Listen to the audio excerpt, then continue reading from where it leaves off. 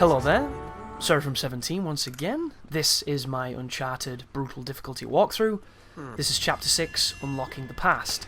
That right there is an awkward transition because of course I died on this section because I find this section to be very difficult.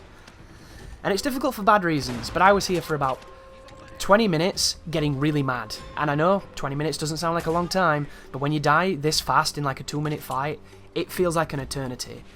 And when you're getting mad, it feels even longer. So, there are people above us right now who have a pretty substantial height advantage, and they can literally stay in cover for hours. They don't give a shit. They don't care that you're on a time limit. They don't care that you actually want to achieve something with your day. They'll just sit up there being dickheads. So I like to come over to that guy, kill him, and then I like to use this piece of cover here to try and mop up the people as they flank around. This part's not so bad, but it's very easy to die because you don't have good cover here. They can actually shoot you in cover when you're behind the jeep and things because of their position and because of the way that the cover works in this game. So it can be easy to die here for silly reasons. Like, look at that, you see what I mean? It's easy to die. This game is very difficult, but if you can understand how it works, you can make it easier. The problem I had is once you kill these guys, you have to trigger a spawn by going up the stairs. And if you go up the stairs, 2 guys spawn behind you across where those fellas are. And I could never get into cover up there without dying. I couldn't do it. And I tried maybe 40 times to do it. And I couldn't do it. I just could not do it. They would not let me go into cover. I tried spawn grenades, I tried rolling, I tried jumping, I tried just running, I tried everything. And it wouldn't let me do it. So in the end I had to concede, because I'm very stubborn. And when I want to prove something, I can be there all day. So instead of going into cover up there, I jump back and I come down here. And I hate doing that, because it means it puts me in a weaker position than them. If I could get up there, we would be on an even playing field, because it would be just, you know, he can see me, I can see him, no advantage. But as it stands, they get to play king arsehole. So you'll notice, I'm going to try and put a spawn grenade over there as I trigger this spawn and jump back forward. And I don't know if that was successful, but it triggered it. And it looked easy, didn't it? That's what's frustrating. That looks easy. Oh, you just jump across and you've done it. It didn't. And look at that. I have no idea how I survived that. Maybe he's using... Oh, he's using the AK and it's a piece of shit. That's why I survived. If he was using the pistol, I was dead then. Because the pistol will always 2-shot kill you until you get to the M92F. And then that thing will 1-shot you if you're unlucky. And I was going to put a piece of footage in as well. Because my buddy Big Benedict mentioned that he thought that it was fair being 1-shot by the pistols. Because they give you fair warning. And I tried to explain to him that there's no laser sight, it's not a Desert Eagle, it's not a power weapon, it's a fucking pistol. It's the same thing that should be a 2-bullet kill and it's not. And I've got a wonderful piece of footage on Chapter 14 where I drop down into an area and I get instantly killed about 3 times in a row. And then when I kill the person doing it, he's holding a Beretta. He ain't holding anything special. And when I pick the Beretta up, it kills the next guy in 4 bullets. You know, it's not fair. And it's one of those interesting things where because you're used to dying so fast in this game, you stop questioning it. But my duty when it comes to these commentaries is to explain to you kind folk who are listening, who are struggling, that this is how this shit works and you need to be aware of it. If you have a choice between fighting somebody with an M4 and a Beretta, choose the M4 because you will survive it. You will not survive the Beretta. It's ridiculous.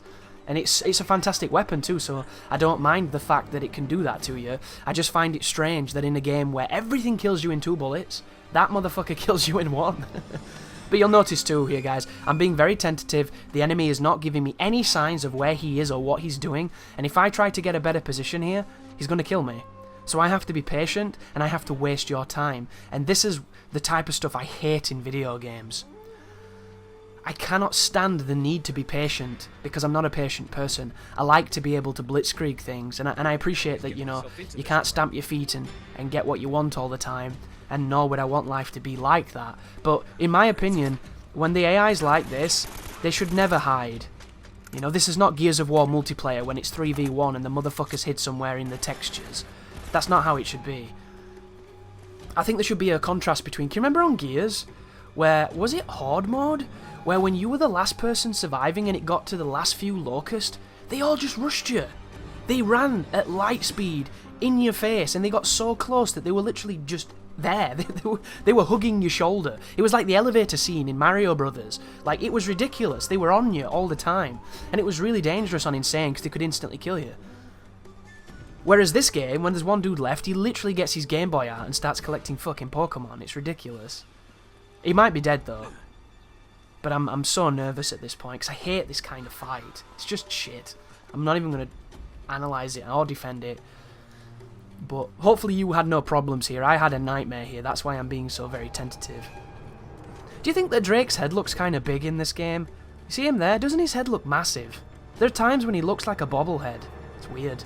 It might be like a camera perspective trick, but it definitely looks that way. I don't know why. But going back to the patience thing, I was fighting the Aberrant Beast last night, because I fought him a few times on stream. I got destroyed, because I've not played Bloodbound in a while, and the Aberrant Beast is a very interesting boss, where if you're aggressive and you move to his left, with good timing and good dodges, you can aggressively destroy him. I've made videos of me doing this, but I can't remember, how to do that, because I can't play anymore. So I tried being aggressive, and I kept getting hit by shit that didn't hit me.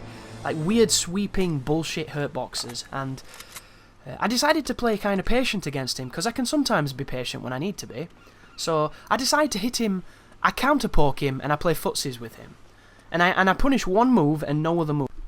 I keep him at distance the entire time, dodging everything he does, and then when he does that cheeky Stretch Armstrong jab, I run in and do a running attack on his face, and then I back out, and that's all I did. And in about 20 minutes, because he's got massive life, I was level 1 with a weapon with 200 attack. It took forever. It took me about 20 minutes to get this dude into his final phase, where he's really angry, he's super electrified, and the frame rate's in the toilet. And I'm doing the same thing, he's doing the move less and less and less, so it's taking ages. And he's doing all these new moves that I can't even remember seeing, because at that point I've already killed him. And he did this move that I maybe have seen once, and you should have seen the fucking hit detection on it. He did a jumping AoE move, which I just didn't know what to do to. I reacted, and apparently I didn't react well. So I was about maybe 10 meters away from him. He jumps towards me. I roll backwards twice, or dash backwards twice.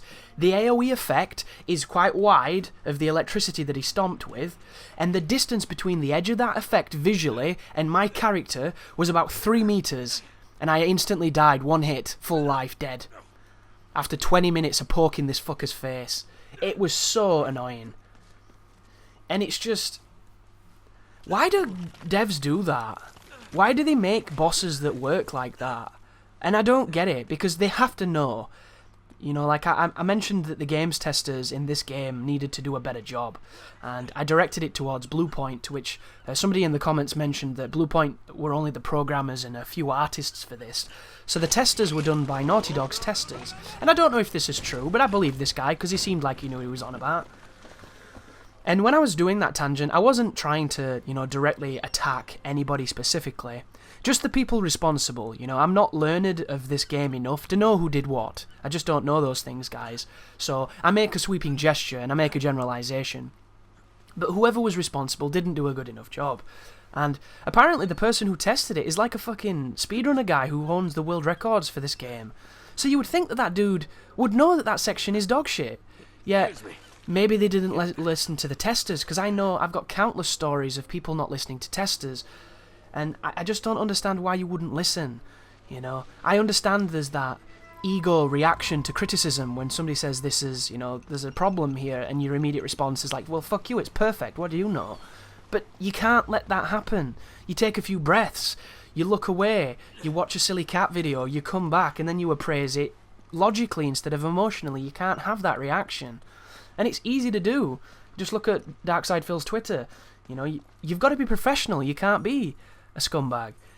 And I don't understand why, if you're going to work on something for a period of years, why you wouldn't try to be critical of it. Like, I wrote a book last year, and when I gave it to people to read, it was the most, nerve-wracking thing in the world, because here was me, cut down, stripped to my core, in words.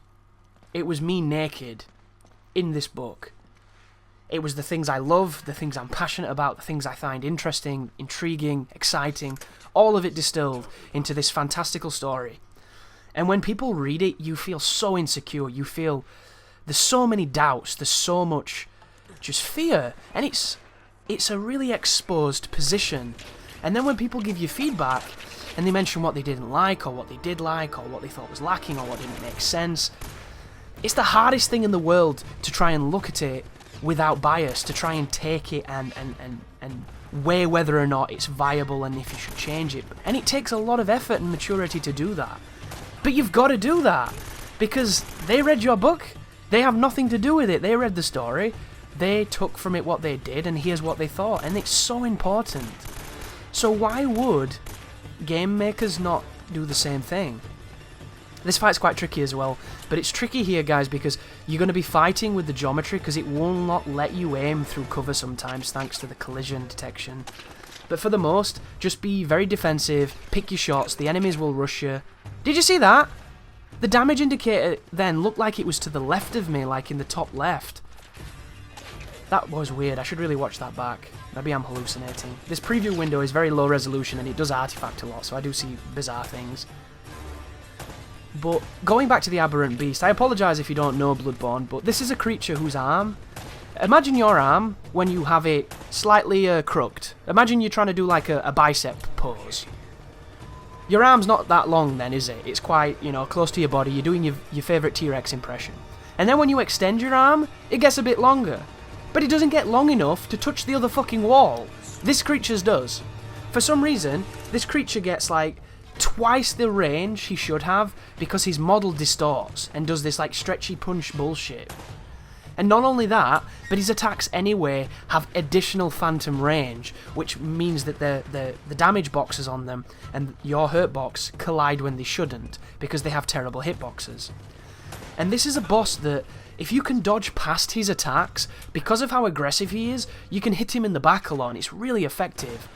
But when you dodge, even perfectly it seems, and he still hits you, it never feels good. And there's no planet where they didn't notice this. This game was tested by people who are good at the game, people who are learned of the game, and they have to have seen this. They have to have seen this creature hit people when it didn't even hit them. And all you have to do is go to my Twitch and watch me fight the aberrant beast. There's a bunch of hits in there that are legit, and he hit me and I'm 100% at fault, but there's a few where you're just like, what the fuck is going on? And I don't get why anyone would think that that was good. And people do, you know, people will defend anything. I've seen people defend Hitler, Holocausts, genocides, anything. Pedophiles, like fucking you name it. Remember that Canadian teacher that was denying the Holocaust? People defended that cunt, like... So many crazy people to defend crazy things, and I appreciate that those horrible cultural events are not, you know, not as important as video games, of course. And you can't really compare the two, because one is, you know, massive and the other one's just a video game. But still, to me, like, you know, when people talk about remakes and things of that nature, they always go about, oh, it better look pretty. I want to hurt those people. They're probably very nice people, but if the one thing you want a remake for is so it looks fucking good, at that point, you're losing what it means to play a fucking game. And there's a difference between somebody who's really passionate about a game and he wants those extra touches because it's a labour of love, and the people who don't understand why visuals aren't important in video games. There's a massive distinction between those two types of people. But when it comes to a remaster of something, I want you to fix it. I want it to work, dude. That's all I want. I want it to work. I don't care if it looks the same. Like, I don't care if it looks worse. Look at the Arkham collection that's coming. How the fuck do you make your game look less pretty? I don't get it. But they've managed to do it, and they've done it like champions. This is tricky too. There's a spawn here, and for whatever reason, look at this. Because of the way you cannot see the wireframe of the model of this alcove, it's easy to get shot in cover, and it's easy to not be able to return fire because you'll collide with it. This is one of the moments where the modelling is just not good enough. The modelling is probably 1.5 times larger than it visually looks with the textures on, and that's why your character collides with it and you can't move. Like, look at that. He hit me. There's no way he could have hit me, which tells me that there is a dishonesty to the modelling. Look, I even checked the floor to see if it lines up. It doesn't line up. I love it. But I don't mind it, you know? That's scary. I love that animation. It's wonderful. Have you ever done that in real life, where somebody catches your leg and you try and kick them in the face? Don't do it. It's so easy to react to. I used to be able to do the splits when I was younger because I was obsessed with Jean-Claude Van Damme. And I ended up getting into a bit of a skirmish with this guy that was way older than me. And he was big, you know, he was tall, he was kind of fat. And I was good at kicking. So I kind of kept him at bay when he was trying to grab me. And I kicked at him. It was like a T. It was just like a push kick. And he caught my my foot. And because I'm quite flexible, he just kind of held it there. And I just stayed on one leg like BJ Penn. And all I wanted to do was relive that moment in every Jean-Claude Van Damme movie where somebody catches his leg and he just kicks them in the face. He just jumps and kicks them in the face. So like a silly bastard, I jumped and went to kick him in the face and he just pushed me. He just let go and pushed forward. And I looked so stupid. I landed on my hip, it hurt, and he laughed. And it was the most demasculating moment ever. But I was that close to being Jean-Claude Van Damme. So if you try that in real life, dudes, you're gonna pay for it, because I did. Oh, and this is wonderful. How many people have got on this, and the barrel pointed to the roof, and it wouldn't fire where the reticle was? Because I hope you've had it, because it's ridiculous and it makes you die. But also, if you can kill all these people while staying on this turret, you deserve a fucking medal. Because the amount of times I died trying to do this was ridiculous. If you die here, it's up to them. It's literally, it's up to them. It's nothing to do with you. Just be aggressive, be accurate, and pray. There's your strategy. My advice, get off the turret, ditch it completely, use the cover trick and shoot them with your gun. It's way more effective, but I'm so stubborn, I got so angry, I gritted my teeth until I got it. And I don't recommend doing that because you will get premature grey hairs and you might even anally prolapse, which is not fun. Because peddling pools are for small children, not for the anus. But this is a sneaky room coming up. I think there's one dude. Or maybe it's not. You can tell he's in here. And you trigger him by moving into it, I think. You touch this, and then he turns up behind you. So use the pillars. He's got a shotgun too, which makes him very dangerous. Oh, the micro Uzi is pretty good in this game.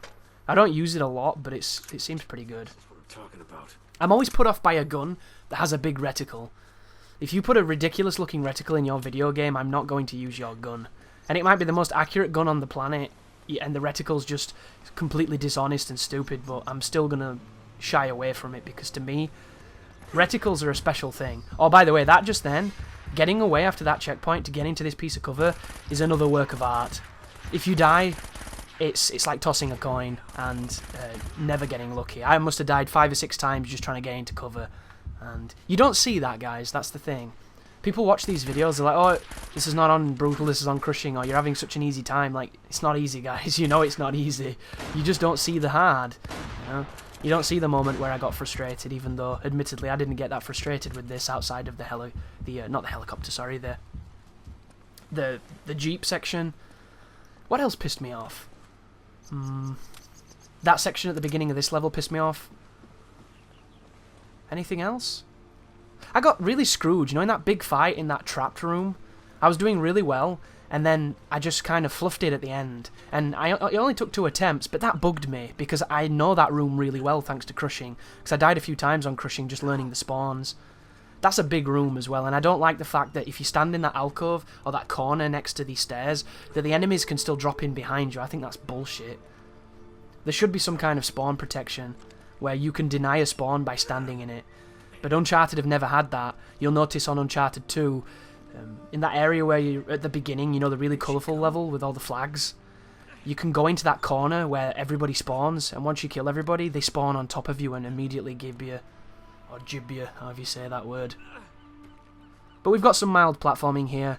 The platforming in this game was probably great for its time, but it's definitely showing its age when you compare it to Uncharted 4.